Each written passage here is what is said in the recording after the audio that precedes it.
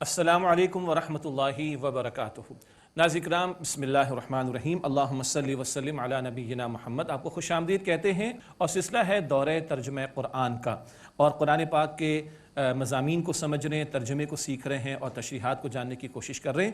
آپ کے علم ہے کہ سورہ آل عمران کا مطالعہ اس وقت جاری ہے اور 18 رکوعوں کے مطالعہ مکمل ہو چکا ہے۔ پچھلے 6 رکوعوں میں غزوہ احد پر تفسیر ہمارے سامنے آ گیا۔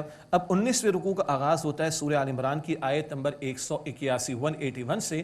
یہود کا ذکر ہے، ان کے جرائم کا بیان اور ان کے کردار کو اللہ تعالیٰ نے اس مقام پر بیان کی ہے، مگر یاد رہے یہ بیان ہماری رہنمائی اور سبق آموزی کے لیے بھی آ رہا ہے۔ آغاز کرتے ہیں، اعوذ باللہ من الشیطان الرجیم، بسم اللہ الرحمن الرحیم۔ لقد سمع اللہ قول الذین قالوا ان اللہ فقیر ونحن اغنیاء رب اشرح لی صدری ویسر لی امری واحلل عقدۃ من لسانی یفقہوا قولی واجعل لی وزیرا من اہلی آمین یا رب العالمین۔ اس دعا کے ساتھ اب مطالعہ شروع کر رہے ہیں۔ سورہ آل عمران آیت نمبر 181۔ لقد سمع اللہ قول الذین قالوا ان اللہ فقیر ونحن اغنیاء۔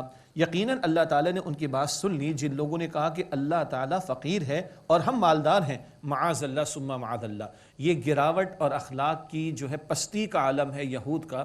سورۃ البقرہ میں ہم نے آیت نمبر 245 میں یہ پڑھا تھا کہ اللہ تعالیٰ فرماتا ہے من ذا الذی یقرض اللہ قرضا حسنا، کون ہے جو اللہ تعالیٰ کو قرض حسن دے۔ یہ بندوں کی ترغیب اور تشویق اور انسپریشن اور موٹیویشن کے لیے اللہ تعالیٰ کا انداز۔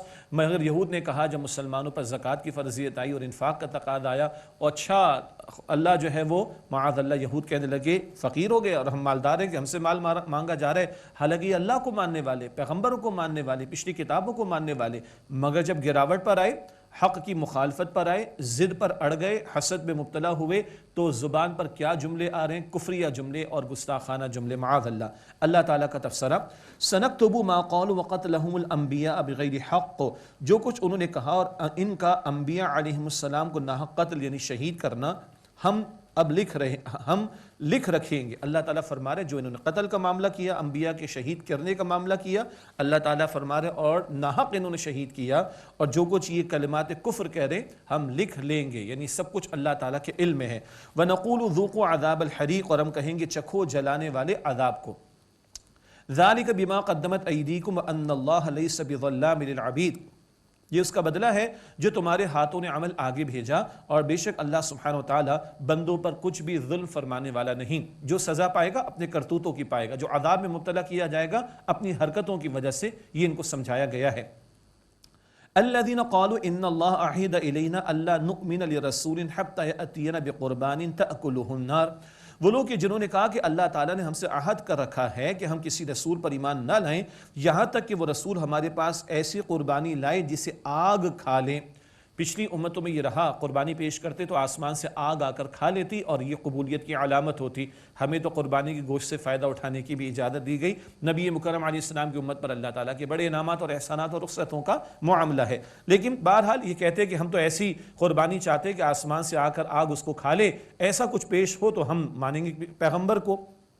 قل، اے نبی علیہ السلام ان سے فرمائیے، قد جاءکم رسول من قبل بالبینات، معاف کیجئے گا، یقیناً تمہارے پاس مجھ سے پہلے بہت سے رسول آئے واضح نشانیوں کے ساتھ، وَبِالَّذِي قُلْتُمْ، اور اس کے ساتھ بھی جو تم کہتے ہو، وہ کتابیں لائے، دلائل لائے، معجزات لائے، قربانیاں بھی ایسی پیش کی جو تم تقاضا کر رہے ہو۔ فَلِمَ قَتَلْتُمُوهُمْ إِن كُنتُمْ صَادِقِينَ، پھر تم کیوں انہیں قتل یعنی شہید کرتے رہے اگر تم سچے ہو۔ یہ ہے ان کا جھوٹ، یعنی یہود کا تمہارا دعویٰ ہے کہ تم ایسی قربانی دکھا دی جائے تو تم مان لو گے، تو پچھلے پیغمبروں نے تو ایسی قربانیاں پیش کی تھیں، ان کو تم نے شہید کیوں کر ڈالا؟ معلوم ہوا کہ تم یقیناً مجرم ہو، تم ضد پر اڑ چکے ہو، حق کی مخالفت پر کمر بستہ ہو گئے ہو، تم حق قبول کرنے کو تیار نہیں۔ اب نبی مکرم علیہ السلام کے لیے تسلی کی بات ہے، فَإِن كَذَّبُوكَ فَقَدْ كُذِّبَ رُسُلٌ مِّن قَبْلِكَ جَاءُوا بِالْبَيِّنَاتِ وَالزُّبُرِ وَالْكِتَابِ الْمُنِيرِ، اور اگر اے نبی صلی اللہ علیہ وسلم یہ لوگ آپ کو جھٹلائیں تو بے شک جھٹلایا گیا آپ سے پہلے بھی بہت سے رسولوں کو جو کھلی نشانیوں کے ساتھ اور صحیفوں کے ساتھ اور روشن کتابوں کے ساتھ آئے، تو یہ جھٹلائے جانے کا معاملہ، مخالفت کا معاملہ پہلے بھی ہوا۔ اے نبی صلی اللہ علیہ وسلم آپ تسلی رکھیے، اور نبی علیہ السلام کے ذریعے امت کو تعلیم دی جا رہی ہے، حق تم نے پیش کرنا ہے، دعوت دین تمہیں پیش کرنی ہے، لیکن لا محالہ ایسا ہوگا، یعنی انیویٹیبل ہے یہ بات، ایسا ہو کر رہے گا کہ مخالفت ہوگی، تو اس پہ تم پریشان نہ ہونا، مخالفت کا معاملہ تو ماضی کے باطل پرست بھی کرتے رہے ہیں۔ اگلی آیت کریمہ ہم سب کے لیے بہت غور و فکر کا مقام ہے، اور اس کے الفاظ جو اگلے 4 الفاظ ہیں ہم سب کو اردو میں بھی سمجھ آتے ہیں۔ فرمایا کل نفس ذائقۃ الموت، ہر نفس کو موت کا مزہ چکھنا ہے۔ یہ 4 الفاظ ہم اردو میں بھی استعمال کرتے ہیں۔ توجہ رہے، قرآن پاک کو سمجھنے کے لیے ہم اردو بولنے والوں کے لیے بڑی آسانی ہے۔ ہماری اردو زبان میں بہت بڑا حصہ ویکیبلری کا، الفاظ کے ذخیرے کا، وہ عربی زبان سے آیا۔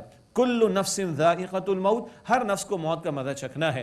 دنیا میں اللہ تعالیٰ کے انکار کرنے والے اب بھی کچھ لوگ ہیں، ایتھیسٹ جنہیں کہا جاتا ہے، مگر موت کا انکار کرنے والا کوئی نہیں ملے گا۔ مسلمان بھی موت کا ماننے والا ہے، کافر بھی موت کا ماننے والا ہے۔ سوال ہے کہ ایسی حقیقت جو انیویٹیبل ہے، لازم ہے کہ موت آئے گی، سب اس کو مانتے ہیں، ہمارا اس کے بارے میں یقین ہے، ہم مرنے کو تیار ہیں، معاملہ ٹھیک ہے ہمارے؟ بس غور کیجئے گا، اللہ مجھے بھی توفیق دے، آپ کو بھی توفیق دے غور و فکر کی اور تیاری اور اصلاح کی۔ آگے فرمایا وَإِنَّمَا تُوَفَّوْنَ أُجُورَكُمْ يَوْمَ الْقِيَامَةِ، اور تمہیں تمہارے اجر پورے پورے عطا کیے جائیں گے قیامت کے دن۔ دنیا عمل کا موقع ہے، آخرت نتائج کا میدان ہوگا اور نتائج کا موقع ہوگا، وہاں پورے پورے اجر مل جائیں گے۔ اصل کامیابی کیا ہے بتایا گیا، فَمَنْ زُحْزِحَ عَنِ النَّارِ وَأُدْخِلَ الْجَنَّةَ فَقَدْ فَازَ، پھر جو آگ سے بچا لیا گیا اور جنت میں داخل کیا گیا، یقیناً وہ کامیاب ہوا۔ اصل کامیابی کیا ہے؟ بندہ جہنم کی آگ سے بچا لیا جائے اور جنت میں داخل کر دیا جائے، یہ اصل کامیابی ہے۔ دنیا امتحان کا مقام ہے، ایگزامینیشن ہال ہے، یہاں کامیابی ناکامی کا مسئلہ نہیں، یہاں تو ایکشن کا معاملہ، عمل کا معاملہ، محنت کا معاملہ، نتائج کل آخرت میں۔ اور کل اللہ کے ہاں کامیاب کون ہے؟ جو جہنم سے بچایا جائے اور جنت میں داخل کیا جائے، فقط فاز، یقیناً وہ کامیاب ہوا۔ وَمَا الْحَيَاةُ الدُّنْيَا إِلَّا مَتَاعُ الْغُرُورِ، اور دنیا کی زندگی دھوکے کے سامان کے سوا کچھ نہیں۔ کیسا دھوکہ ہے؟ ذرا اپنی گزشتہ زندگی پر نگاہ ڈالیں، 30 سال 40 سال 50، کسی کی 60 70 برس کی عمر ہوگی، بڑے نشیب و فراز آئے، بڑا عروج ملا، بڑا زوال کا معاملہ، بڑی کامیابی، بڑی ناکامیاں، بڑا فائدہ، بڑا نقصان، کچھ یاد بھی ہے؟ نہیں نا، یہ عارضی دنیا ہے۔ آخرت میں کھڑے ہوں گے، دنیا کیسی محسوس ہوگی؟ کأنہم یوم یرونہا لم یلبثوا الا عشیۃ او ضحاہا، سورہ نازعات آخری پارے میں جب کھڑے ہوں گے قیامت دن، کیا محسوس ہوگا؟ دنیا کے بارے میں جس کے لیے بڑے بڑے منصوبے پلانز ہیں کہ صبح کی چند گھڑیاں یا شام کے چند لمحات گزار کر آئے ہیں، دنیا کی زندگی دھوکے کے سوا کچھ نہیں۔ اللہ ہمیں یقین عطا فرمائے۔ ہاں، ایک اعتبار سے دنیا کی اہمیت ہے، اور وہ کیا؟ یہاں جو کچھ کر رہے ہیں یہیں کرنے کا موقع، مہلت عمل ادھر ہے، اسی کی بنیاد پر کل آخرت میں ہمارے فیصلے ہونے ہیں۔ کفار کی طرف سے مسلمانوں کی خلاف سازشیں ہوں گی، کردار کشی ہوگی، ٹونٹنگ ہوگی، اس تعلق سے مسلمانوں کو پہلے سے ہی چوکنا کیا جا رہا ہے۔ فرمایا کہ لَتُبْلَوُنَّ فِي أَمْوَالِكُمْ وَأَنفُسِكُمْ، یقیناً تم اپنے مالوں اور اپنی جانوں میں ضرور آزمائے جاؤ گے۔ سورۃ البقرہ آیت نمبر 155 میں بھی بات آئی تھی، خوف، بھوک، جان، مال، پیداوار کا نقصان، یہاں پھر بتایا جا رہا ہے آزمائش تو ہوگی۔ اللہ پر ایمان لائے ہو تو راہ خدا میں مشقتیں تو آئیں گی۔ وَلَتَسْمَعُنَّ مِنَ الَّذِينَ أُوتُوا الْكِتَابَ مِنْ قَبْلِكُمْ وَمِنَ الَّذِينَ أَشْرَكُوا أَذًى كَثِيرًا، اور یقیناً تم ضرور سنو گے ان لوگوں سے جنہیں تم سے پہلے کتاب دی گئی، یعنی اہل کتاب، اور مشرکوں سے بھی دکھ دینے والی باتیں بہت سی، یعنی زبان درازی کا معاملہ ہوگا، کریکٹر اسیسینیشن کا معاملہ ہوگا، کردار کشی کا معاملہ ہوگا، حتیٰ کہ مشرکین مکہ کی طرف سے نبی مکرم صلی اللہ علیہ وسلم کی شان اقدس میں گستاخیوں تک کا معاملہ ہوا، یہود کی طرف سے گستاخیوں کا معاملہ ہوا، پھر منافقین جو آستین کے سامنے ان کی طرف سے سارے معاملات ہوئے۔ یہ تو ہو کر رہے گا۔ اس تعلق سے آج بھی ہمیں چوکنا رہنا چاہیے، راہ خدا میں سب کچھ جھیلنا پڑے گا، سننا پڑے گا، تکلیف دہ باتیں آئیں گی، اذیت دینے والی باتیں آئیں گی، تو اب کیا کیا جائے؟ فرمایا وَإِن تَصْبِرُوا وَتَتَّقُوا، اور اگر تم صبر کرو گے اور تقوی کی روش اختیار کرو گے، فَإِنَّ ذَلِكَ مِنْ عَزْمِ الْأُمُورِ، تو بے شک یہ بڑی ہمت کے کاموں میں سے ہے۔ صبر کیا ہے؟ حق پر ڈٹے رہنا، جمے رہنا، کوئی کمپرومائز نہ کرنا، کوئی مصالحت اختیار نہ کرنا، اپنے موقف کو بیان کرتے رہنا اور آنے والی مشقت کو جھیلتے رہنا۔ تقوی کیا ہے؟ اللہ کا خوف دل میں رکھنا، گناہوں سے اپنے آپ کو بچانا، معصیت اور نافرمانی کے کاموں سے اپنے آپ کو بچانا، یہ تم کرو گے، فَإِنَّ ذَلِكَ مِنْ عَزْمِ الْأُمُورِ، تو بے شک بڑی ہمت کے کاموں میں سے ہے۔ وَإِذْ أَخَذَ اللَّهُ مِيثَاقَ الَّذِينَ أُوتُوا الْكِتَابَ لِتُبَيِّنُنَّهُ لِلنَّاسِ، اور یاد کرو جب اللہ تعالیٰ نے اہل کتاب سے عہد لیا کہ تم اسے لوگوں کے لیے ضرور بیان کرو گے، حق تمہارے پاس ہے، اللہ کا کلام تمہارے پاس ہے، پہلے یہود کے پاس ان کے علماء جانتے تھے، تم بیان کرو گے، وَلَا تَكْتُمُونَهُ، اور تم اسے مت چھپاؤ، اسے تم نہیں چھپاؤ گے، فَنَبَذُوهُ وَرَاءَ ظُهُورِهِمْ وَاشْتَرَوْا بِهِ ثَمَنًا قَلِيلًا، بس انہوں نے اسے پیٹھ کے پیچھے ڈال دیا اور اس کے بدلے تھوڑی قیمت حاصل کر لی، اللہ کی کتاب تو پس سے پش ڈال دی اور جادو ٹونے کے پیچھے پڑے۔ یہ بات البقرہ آیت 101 102 میں آ چکی، اور دنیا کی تھوڑی سی دولت، دنیا کے چند ٹکے اور دنیا کے چند مفادات کی خاطر حق کو چھپایا بھی اور حق و باطل کو گڑمٹ بھی کیا اور حق کی مخالفت پر کمر بستہ بھی ہو گئے۔ فَبِئْسَ مَا يَشْتَرُونَ، تو کتنا برا ہے جو وہ خریدتے ہیں۔ دنیا کتنی بنا لو بہت ہی تھوڑی ہے اور سب ٹھاٹ پڑا رہ جائے گا، جب لاد چلے گا بنجارا، کچھ جانے والا نہیں ہے ان کے ساتھ، لیکن کیا ہے بہت ہی برا سودا ان لوگوں نے کیا کہ اپنی عاقبت کو اور آخرت کو برباد کر لیا۔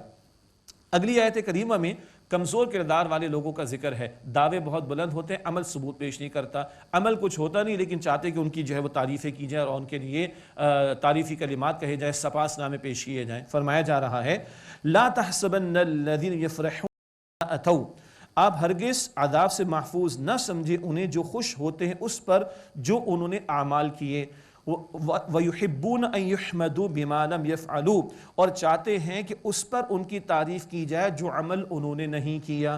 فَلَا تَحْسَبَنَّهُمْ بِمَفَازَةٍ مِّنَ الْعَذَابِ، بس اے نبی صلی اللہ علیہ وسلم آپ انہیں عذاب سے رہا شدہ نہ سمجھیں، وَلَهُمْ عَذَابٌ عَلِيمٌ، اور ان کے لیے دردناک عذاب ہے۔ یہ اول تو یہود کا ذکر آ رہا ہے، کرتوت بہت ہی خراب، معصیت و نافرمانی میں مبتلا۔ ان کی علماء کا حال یہ تھا کہ دین فروشی کا معاملہ، اور عوام کا حال تھا کہ کتاب پس پشت اور دنیا کی محبت میں ڈوبے ہوئے، مگر چاہتے کیا تو ان کی تعریفیں کی جائیں، ان کے لیے بڑے القابات پیش کیے جائیں، لمبے چوڑے ان کے القابات ان کے ناموں کے ساتھ لگائے جائیں، سپاس نامے تعریفی کلمات پیش ان کے لیے کیے جائیں۔ یہ تو ان کا حال ہوا۔ آج بھی ہم اس دور میں جس دور میں جی رہے ہیں، فتنوں کا دور ہے، اللہ میری آپ کی ہم سب کی حفاظت فرمائے۔ ہم سب کمزور ہیں، اللہ تعالی ہمیں ایمان اور نیک اعمال پر قوت عطا فرمائے۔ مگر آج بھی ہم دیکھتے ہیں کہ ہاتھ پلے تو کچھ ہوتا نہیں، اعمال تو کچھ ہوتے نہیں، مگر جبے قبے بھی ہیں اور لمبے چوڑے القابات کی ایک لسٹ بھی ہوا کرتی ہے۔ اسی طریقے پر پیسے دے کر کچھ شعراء سے، کچھ اینکر پرسن سے اور کچھ اور لوگوں سے اپنی تعریفیں لوگوں کو کروانے کا بڑا شوق ہوتا ہے۔ یہ سیاست دانوں کے بھی معاملات ہو جاتے ہیں، یہ کچھ مالداروں کے بھی معاملات ہو جاتے ہیں، یہ کچھ جعلی 2 نمبر کے جو پیر ہوا کرتے ہیں ان کے بھی معاملات ہو جاتے ہیں۔ ہوتا کیا ہے، عمل تو کچھ ہے نہیں مگر تعریف کروانا چاہتے ہیں، کبھی پیسے دے کے بھی تعریفیں کرائی جاتی ہیں۔ یہ قول و فعل کا تضاد اور یہ دعوے ہوں مگر عمل کے میدان سے فرار، یہ اللہ تعالیٰ کو بالکل پسند نہیں۔ اللہ ہماری کمزوریوں کو معاف فرمائے اور اللہ تعالیٰ ایسے فتنوں سے ہمیں محفوظ رکھے، اور اللہ ایمان پر ثابت قدمی اور ایمان کے تقاضوں پر ہمیں عمل کرنے کی توفیق عطا فرمائے۔ فرمائے کہ وَلَهُمْ عَذَابٌ عَلِيمٌ، اور ان کے لیے دردناک عذاب ہے۔ وَلِلَّهِ مُلْكُ السَّمَاوَاتِ وَالْأَرْضِ، اور اللہ ہی کی لیے بادشاہت آسمانوں اور زمین کی۔ وَاللَّهُ عَلَى كُلِّ شَيْءٍ قَدِيرٌ، اور اللہ ہر شے پر قدرت رکھنے والا ہے۔ اس کے بعد سورہ آل عمران کا آخری رکوع ہے، بہت قیمتی بڑا جامع مقام آ رہا ہے۔ جس رات یہ آیات جو آ رہی ہیں نبی مکرم علیہ السلام پر نازل ہوئی، اللہ کے رسول رات کو روئے ہیں صلی اللہ علیہ وسلم، اللہ اکبر۔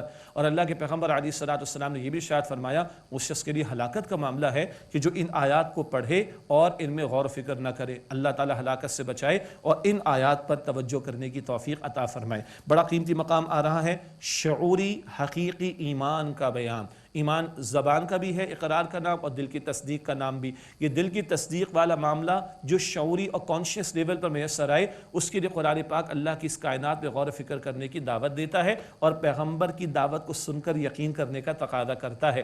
اہل علم میں سے بعض نے بڑے پیارے عنوان اس پہ تجویز کیے ہیں، ایک ہے ذکر کا معاملہ، یاد الہی، ایک ہے فکر کا معاملہ، غور و فکر کرنا۔ ذکر اور فکر کا امتزاج اس مقام پر، اور ایک اور اہم نقطہ یہ بیان کیا گیا، ایک ہے ایمان عقلی، غور و فکر کریں گے اس کائنات میں، اللہ کو پہچان لیں گے، آخرت کا احساس ہو جائے گا، اور ایک ہے ایمان سمعی، جو سن کر پیغمبر کی دعوت کو سن کر حاصل ہوتا ہے۔ تو ایمان عقلی اور ایمان سمعی دونوں کو ملائیں تو شعوری حقیقی ایمان میسر آتا ہے۔ یہ بیان اس مقام پر آئے گا۔ پھر جن کے دلوں میں حقیقی ایمان ہو تو فقط ایمان کے دعوے نہیں ہوتے، عمل کو ثبوت پیش کر رہا ہوتا ہے، اس کا ذکر بھی آئے گا۔ اور سورہ آل عمران کا آخری رکوع ہے، تو جیسے سورۃ البقرہ کے آخر میں بڑی قیمتی جامع دعائیں آئی تھیں، اسی طرح بہت پیاری قیمتی جامع دعائیں سورہ آل عمران کے آخری رکوع میں بھی ہمارے سامنے انشاءاللہ آئیں گی۔ ارشاد ہوا ان فی خلق السماوات والارض واختلاف اللیل والنہار لآیات لأولی الالباب، بے شک آسمان و زمین کی تخلیق میں اور رات دن کے بدلتے نظام میں عقل والوں کے لیے نشانیاں ہیں۔ غور و فکر کرو اس کائنات کی تخلیق پر، غور و فکر کی دعوت، دن رات کے نظام پر، یہ سورج، یہ سولر سسٹمز، یہ گیلیکسیز، یہ کہکشائیں، ان سب پر قرآن پاک دعوت دیتا ہے غور و فکر کرنے کی، اور بتاتا ہے کہ آیات ہیں، نشانیاں کن کے لیے؟ عقل مندوں کے لیے۔ آیت کا ترجمہ ہم کرتے ہیں نشانی، انگلش میں کہتے ہیں سائن۔ آیت ہمیں کسی ایسی شے کو یاد دلا دیتی ہے، نشانی کوئی ایسی شے یاد دلا دیتی ہے جو ہمیں معلوم تھی مگر ہم بھول گئے۔ غفلت میں انسان مبتلا ہو جاتا ہے تو کوئی نشانی دیکھ کر کوئی بات یاد آ جاتی ہے۔ کسی دوست نے ہمیں کوئی شے گفٹ کے طور پر دی، مثال کے طور پر ایک پین دے دیا یا کوئی گیجٹ دے دیا، اور وہ پین یا گیجٹ کہیں ہم نے رکھ دیا اور وہ دوست کہیں ہم سے دور چلا گیا، اس سے کوئی رابطہ نہیں رہا۔ کچھ عرصے کے بعد اگر ہم اپنی الماری کو یا کبرٹ وغیرہ کو یا شوکیس وغیرہ کو صاف کر رہے تھے تو وہ پین یا وہ گیجٹ سامنے اگر آ جائے گا تو کون یاد آئے گا؟ اس کو دیکھ کر دوست یاد آئے گا۔ یہ نشانی اللہ تعالیٰ کا تعارف بندوں کے لیے نیا نہیں، اللہ کی معرفت کی نشانیاں اس کائنات میں پھیلی ہوئی ہیں، اور اللہ تعالیٰ کا تعارف ہمارے باطن میں بلٹ ان ہے۔ غافل ہو جاتے ہیں تو یہ نشانیاں ہیں اس کائنات میں، اور آیات قرآن پاک کی، ان پر غور و فکر کرنے سے یاد الہی تازہ ہوتی ہے۔ یہ تو فکر کی بات آئی، آگے ذکر کا ذکر آ رہا ہے، ذکر کا بیان آ رہا، پھر فکر کا بیان آئے گا انشاءاللہ۔ کون عقل مند؟ فرمایا الذین یذکرون اللہ قیاما وقعودا وعلی جنوبہم، جو اللہ تعالیٰ کا ذکر کرتے ہیں کھڑے ہونے کی حالت میں اور بیٹھنے کی حالت میں اور اپنی کروٹوں پر بھی۔ وَيَتَفَكَّرُونَ فِي خَلْقِ السَّمَاوَاتِ وَالْأَرْضِ، اور آسمان و زمین کی تخلیق میں غور و فکر کرتے، اللہ کا ذکر بھی کرتے اور غور و فکر بھی کرتے۔ ان دونوں کے امتزاج سے سچا، پکا، حقیقی، شعوری سطح کا ایمان میسر آتا ہے۔ کائنات میں غور و فکر کریں گے تو پہنچیں گے اس نقطے پر، کوئی تو ہے جو نظام ہستی چلا رہا ہے، وہی خدا ہے۔ اور ایک آیت یاد آئی، سورہ البقرہ آیت نمبر 164، آیت الآیات، ایک آیت قرآنی میں 10 آیات، 10 نشانیوں کا بیان، جن پر غور و فکر کر کے بندہ اللہ تعالیٰ کو پاتا ہے، اس کا تعارف اس کو ملتا ہے۔ اچھا، توحید کا ذکر ہو گیا، کائنات پہ غور و فکر کرو گے، تخلیق باری تعالیٰ پر غور و فکر کرو گے، ذکر جاری رہے گا، آخرت تک بھی پہنچو گے۔ کیوں؟ کائنات کی تخلیق با مقصد، تو بندوں کی تخلیق بھی با مقصد ہے۔ فرمایا وَيَتَفَكَّرُونَ فِي خَلْقِ السَّمَاوَاتِ وَالْأَرْضِ، اور وہ غور و فکر کرتے آسمان و زمین کی تخلیق میں، کس نتیجے پر پہنچتے ہیں؟ رَبَّنَا مَا خَلَقْتَ هَذَا بَاطِلًا، اے ہمارے رب، تو نے یہ سب بیکار پیدا نہیں کیا۔ اس کائنات کا پرفیکشن کا معاملہ، اسموتھ فنکشننگ کا معاملہ، اور کیا ڈیزائن ہے، اللہ اکبر، کتنی گیلیکسیز ہیں، اور کتنی گیلیکسیز کے کتنے سولر سسٹمز ہیں، اور کتنی گیلیکسیز آج ہم سمجھ پائے ہیں کہ بلیک ہولز میں جا کر ختم ہوتی چلی جا رہی۔ وہ بگ بینگ سے معاملے کا شروع ہونا، اور وہ ایکسپینڈنگ یونیورس کا تصور، اور اتنی ساری کہکشاؤں کا بلیک ہولز میں ختم ہونا، اور ایک ایک کہکشاں گیلیکسی کے اندر اس کے کئی سولر سسٹمز کا ہونا، اور ان سولر سسٹمز کے آپس کے جو سورج اور دیگر سیارے وغیرہ ہیں، ان کے ڈسٹنس کا معاملہ کئی لاکھ نوری سالوں کا، لائٹ ایئرز کا ہونا، انسان دنگ رہ جاتا ہے۔ اچھا، یہ کائنات پرفیکشن کے ساتھ دکھائی دیتی ہے اور پرپسفل دکھائی دیتی ہے، بامقصد دکھائی دیتی ہے، تو بندہ اس نتیجے پر پہنچے گا کائنات بامقصد ہے تو کائنات ہمارے لیے سجائی گئی۔ سورہ جاسیہ آیت نمبر 13 ہے، وَسَخَّرَ لَكُم مَّا فِي السَّمَاوَاتِ وَالْأَرْضِ جَمِيعًا مِّنْهُ، آسمان و زمین میں جو کچھ ہے تمہاری خدمت پر لگا دیا گیا، یہ سب کچھ ہماری خدمت پر لگایا گیا، تبھی ہمارا نظام زندگی کا چل رہا ہے زمین پر، اور یہ سب بامقصد ہے۔ تو کیا ہم بے مقصد پیدا کیے گئے؟ قطعا نہیں۔ کس نتیجے پر پہنچتے ہیں؟ ربنا، اے ہمارے رب، ما خلقت ھذا باطلا، تو نے یہ سب بیکار پیدا نہیں کیا۔ سبحانک، اے اللہ تو پاک ہے، کس بات سے؟ اللہ تو پاک ہے ہر عیب سے، اور اللہ تو پاک ہے اس بات سے کہ بیکار کسی شے کو پیدا کرے۔ فقنا عذاب النار، بس ہمیں آگ کے عذاب سے بچا دے۔ ہماری پیدائش بھی مقصد ہے، اللہ ایسا ہمیں بنا دے جیسا تو ہمیں دیکھنا چاہتا ہے، اور ہمیں جہنم کی آگ کے عذاب سے بچا دے۔ اللہ اکبر کبیرہ۔ یہ ہے توحید سے آخرت کا سفر، ایمان عقلی۔ انسان غور کرے گا الحمدللہ رب العالمین فاتحہ میں، انسان غور کرے گا مالک یوم الدین سورۃ الفاتحہ میں، توحید کا تعارف فطرت انسانی میں بلٹ ان، آخرت کا احساس فطرت انسانی میں بلٹ ان، نیکی بدی کا شعور ہے نا، نیکی کا اچھا نتیجہ نکلنا چاہیے، بدی کی سزا ملنی چاہیے، کئی مرتبہ ایسا نہیں ہو رہا، مگر یہ شعور، یہ کانشیس لیول جو ہے ہمارا، یہ پرپسفل ہے، بامقصد ہے۔ تو ایک عالم آنا چاہیے جہاں نیکی کا بدلہ مل جائے، بدی کی سزا مل جائے۔ اللہ کی توحید کا تعارف فطرت میں موجود، اللہ نے جو آخرت بنائی ہے اس کا تعارف پہنچ جاتا ہے انسان. اسی لیے دعا کیا ہو رہی ہے, فقنا عذاب النار, پس ہمیں آگ کے عذاب سے بچا لے. اب بڑی قیمتی بڑی جامع دعائیں اس مقام پر آ رہی ہیں. ایمان عقلی کا بیان ہوا, ایمان سمعی بھی آ رہا ہے انشاءاللہ. ربنا انک من تدخل النار فقد اخزیتہ, اے ہمارے رب تو نے جس کو جہنم کی آگ میں داخل کر دیا تو یقیناً تو نے اس کو تو رسوا کر دیا. اللہ اکبر. سب سے بڑی ہلاکت کہاں ہے؟ جہنم میں. سب سے بڑا عذاب کہاں ہے؟ جہنم میں. سب سے بڑی تباہی کدھر ہے؟ جہنم میں. جس کو تو نے اللہ جہنم میں ڈالا اس کو تو نے رسوا کر کے چھوڑا. اللہ تعالیٰ مجھے اور آپ کو ہم سب کو جہنم کے عذاب سے بچائے. وما للظالمین من انصار, اور ظالمین کا کوئی مددگار نہیں ہے. ظلم شرک کے لیے بھی لفظ استعمال ہوتا ہے اور اللہ کے حقوق کے پامال کرنے والوں کے لیے بھی ظلم کا لفظ استعمال ہوتا ہے. ظالموں کا کوئی مددگار نہیں ہوگا. ربنا, بڑی پیاری دعائیں, بڑی جامع دعائیں, دل سے مانگے. آئیے.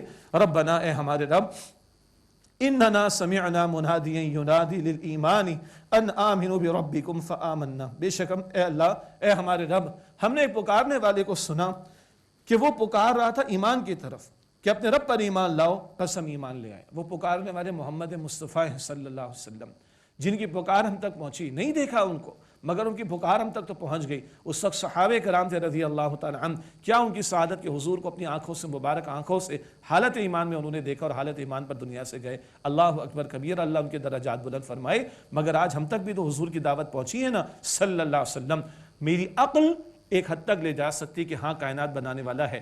میری عقل ایک حد تک لے جا سکتی کہ ہاں کوئی عالم آنا چاہیے, نیکی بدی کا تقاضا پورا ہو جائے سزا یا جزا کے اعتبار سے, مگر اس سے آگے میری عقل رہنمائی نہیں کرتی. تو اہدنا الصراط المستقیم سورۃ الفاتحہ میں اور پیغمبر کے ذریعے ایمان کی دولت ملتی ہے. یہ ہے ایمان سمعی, پیغمبر کی بات کو سن کر ایمان لانا. تو ایمان عقلی, ایمان سمعی مل جائیں, یہ سچا پکا حقیقی ایمان اللہ مجھے آپ کو ہم سب کو عطا فرمائے.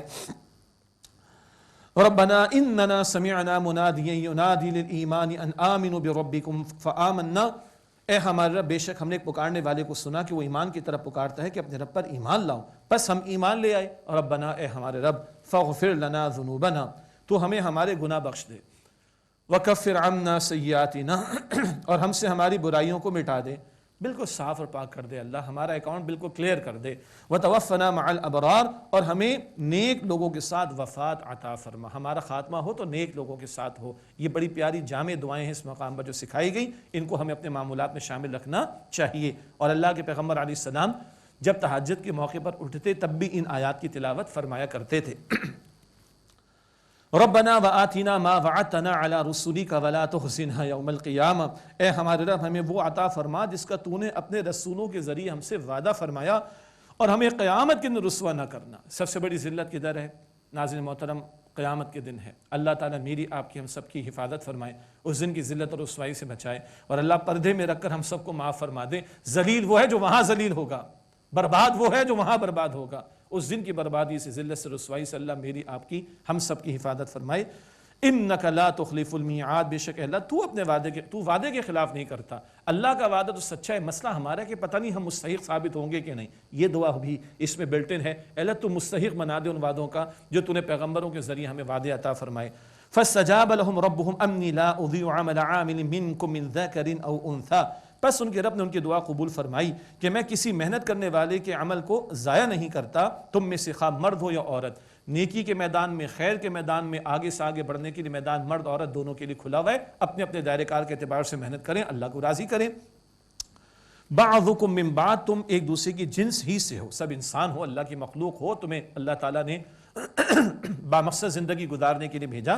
فالذین ہاجروا واخرجوا من دیارہم واوذوا فی سبیلی وقاتلوا وقتلوا لأکفرن عنہم سیئاتہم, پس جن لوگوں نے ہجرت کی اور وہ اپنے گھروں سے نکالے گئے, اور اللہ فرماتا ہے اور میری راہ میں ستائے گئے, اور جنہوں نے اللہ کی خاطر جنگ کی اور جو قتل کر دیے گئے مراد شہید, لَأُكَفِّرَنَّ عَنْهُمْ سَيِّئَاتِهِمْ, میں ضرور ان کی برائیوں سے دور کر دوں گا. ایمان لانے کے بعد یہ تقاضے بھی ہیں, ہجرت و جہاد کے تقاضے, راہ خدا میں قتال کے تقاضے, جان تک کا نذرانہ پیش کر دینے کے بھی تقاضے. وَلَأُدْخِلَنَّهُمْ جَنَّاتٍ تَجْرِي مِن تَحْتِهَا الْأَنْهَارُ, اور انہیں باغات میں داخل کروں گا جن کے نیچے نہریں جاری ہیں. ثوابا من عند اللہ, یہ اللہ تعالیٰ کی طرف سے ثواب ہے. وَاللَّهُ عِندَهُ حُسْنُ الثَّوَابِ, اور اللہ کے پاس عمدہ بدلہ ہے. اللہ ہمیں یقین عطا فرمائے اور ایمان کے تقاضوں پر عمل کی توفیق عطا فرمائے. لا یغرنک تقلب الذین کفروا فی البلاد، اے مخاطب شہروں میں کفار کا یہ عیش کے ساتھ چلنا پھرنا تمہیں دھوکے میں مبتلا نہ کر دے۔ کفار کے پاس ظاہری دولت ہے، اس سے پریشان نہ ہو، عموم کے اعتبار سے خطاب ہے۔ متاع قلیل، یہ تھوڑا سا فائدہ ہے۔ ثم مأواہم جہنم، پھر ان کا ٹھکانہ جہنم ہے۔ وبئس المہاد، اور وہ کتنی بری آرام گاہ ہے۔ جہنم کے عذاب بتایا جا رہا ہے اور ان کی ایڈنگ ٹو دی انجری والی بات ہے، آرام گاہ مگر بہت ہی بری۔ اللہ ہم سب کو جہنم کے عذاب سے بچائے۔ لیکن الذین اتقوا ربہم لہم جنات تجری من تحتہا الانہار خالدین فیہا، لیکن جو لوگ اپنے رب سے ڈرتے رہے ان کے لیے باغات ہیں جن کے نیچے نہریں جاری ہیں، وہ اس میں ہمیشہ رہیں گے۔ نزلا من عند اللہ، یہ اللہ تعالیٰ کے پاس سے مہمانی ہے۔ اللہ ہم سب کو جنت الفردوس عطا فرمائے۔ وما عند اللہ خیر للابرار، اور جو اللہ تعالیٰ کے پاس ہے وہ نیک لوگوں کے لیے بہتر ہے۔ اللہ یقین عطا فرمائے، عمل کی توفیق عطا فرمائے۔ اہل کتاب میں سے نیک لوگوں کا نصارہ کا خاص ذکر ہے۔ وَإِنَّ مِنْ أَهْلِ الْكِتَابِ لَمَن يُؤْمِنُ بِاللَّهِ وَمَا أُنزِلَ إِلَيْكُمْ وَمَا أُنزِلَ إِلَيْهِمْ خَاشِعِينَ لِلَّهِ، اور بے شک اہل کتاب میں سے بعض ہوئے جو ایمان لائے اللہ تعالیٰ پر اور جو اے مسلمانوں تمہاری طرف نازل کیا گیا اس پر، اور جو نازل کیا گیا اور جو ان کی طرف نازل کیا گیا، پچھلی کتابوں پر بھی ایمان اور آخری رسول علیہ السلام پر بھی ایمان لے آئے۔ خاشعین للہ، اللہ تعالیٰ کے لیے وہ عاجزی اختیار کرتے ہیں۔ لا یشترون بآیات اللہ ثمنا قلیلا، اللہ تعالیٰ کی آیات کے بدلے تھوڑا سا معاوضہ وصول نہیں کرتے، وہ حق پرست ہیں، آخرت کے طلبگار نبی اکرم علیہ السلام پر ایمان لے آئے، جیسے کہ نجاشی رحمۃ اللہ علیہ جیسے لوگ۔ اولئک لہم اجرہم عند ربہم، یہ لوگ ہیں ان کے لیے ان کا اجر ان کے رب کے پاس ہے۔ ان اللہ سریع الحساب، بے شک اللہ جلد حساب لینے والا ہے۔ اللہ ہم سب کے حساب کو آسان فرمائے۔ آخری آیت ہے سورہ آل عمران کی، بڑی کنکلوڈنگ آیت ہے، سبحان اللہ۔ یا ایھا الذین آمنوا اصبروا، اے ایمان والو صبر کرو، وصابروا، اور مقابلے میں مضبوط رہو۔ کفار بھی اگر جانے دیتے مال لگاتے تم ان سے بڑھ کر صبر کا مظاہرہ کرو حق کے لیے۔ ورابطوا، اور دشمن کے مقابلے میں ثابت قدم رہو، نظم نہ ٹوٹے، ڈسپلن کو برقرار رکھو اور جمے رہو، مستعد رہو۔ واتقوا اللہ، اور اللہ کا تقوی اختیار کرو۔ لعلکم تفلحون، تاکہ تم فلاح پا سکو۔ بڑی اہم ہدایات اس آخری آیت میں آئیں، اللہ تعالیٰ ہمیں عمل کرنے کی توفیق عطا فرمائے۔ ناظرین کرام، اسی پر اکتفا کرتے ہیں اور دعا کے ساتھ محفل کا اختتام کرتے ہیں۔ بسم اللہ الرحمن الرحیم، اللہم صلی وسلم علی نبینا محمد، ربنا تقبل منا انک انت السمیع العلیم وتب علینا انک انت التواب الرحیم، ربنا لا تزغ قلوبنا بعد اذ ہدیتنا وہب لنا من لدنک رحمہ انک انت الوہاب۔ اے اللہ ہماری جانب سے یہ ساری محنتیں قبول فرما لے، ہمارے صغیرہ کبیرہ گناہوں کو بخش دے۔ اے اللہ ہم سب کی، ہمارے ماں باپ کی، ہمارے گھر والوں کی اور تمام مسلمانوں کی مغفرت فرما۔ اے اللہ آج مہلت فائدہ اٹھا کر کل کی ہمیشہ کی زندگی کی تیاری کی توفیق دے۔ اے اللہ کل حضور علیہ السلام کے سامنے ہمیں رسوا نہ کرنا۔ اے اللہ کل کی ذلت اور رسوائی سے ہم سب کی حفاظت فرما دے۔ اے اللہ ہم سب کو جہنم سے محفوظ فرما دے۔ اے اللہ ہم سب کو جنت الفردوس عطا فرما دے۔ وصلی اللہ علی النبی الکریم وعلی آلہ واصحابہ اجمعین برحمتک یا ارحم الراحمین۔